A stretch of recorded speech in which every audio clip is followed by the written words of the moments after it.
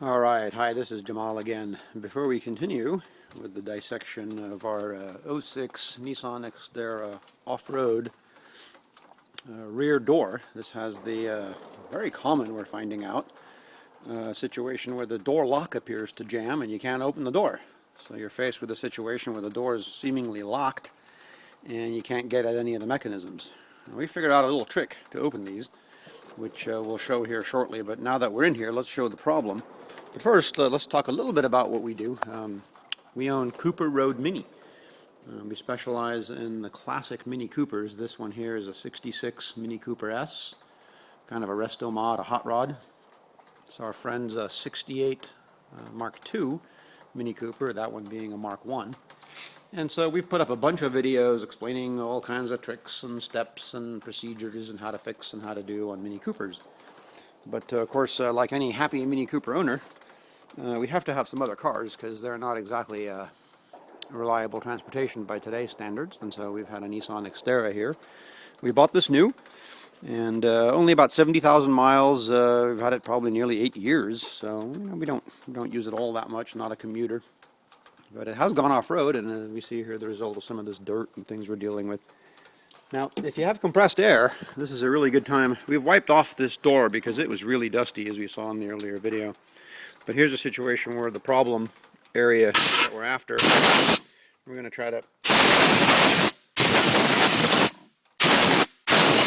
give ourselves a little cleaner working area. We can see how these doors are really inundated.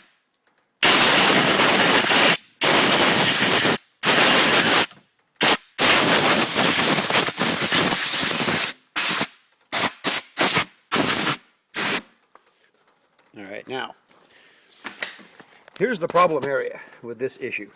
This cable here that loops around back into the mechanism, if you can just see it in there, also goes up and around and comes up here to this little door handle.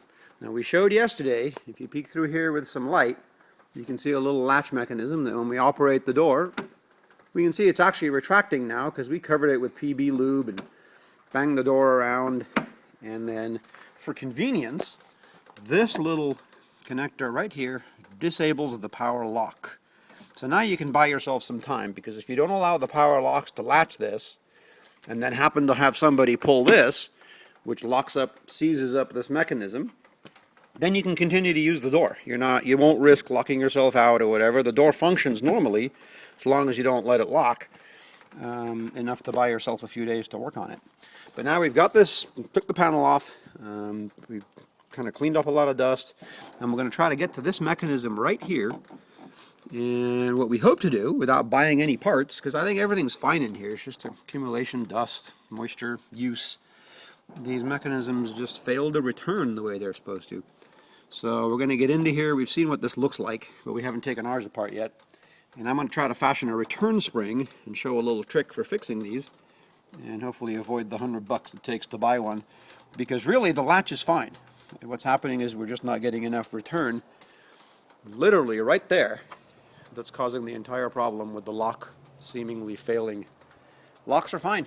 The power mechanism's fine. The solenoid's fine. You can see right now I can move it back and forth because I've got my return latch here retracting like it's supposed to. Alright, we'll get this apart and then we'll show a little bit of what we find and come up with a fix for it.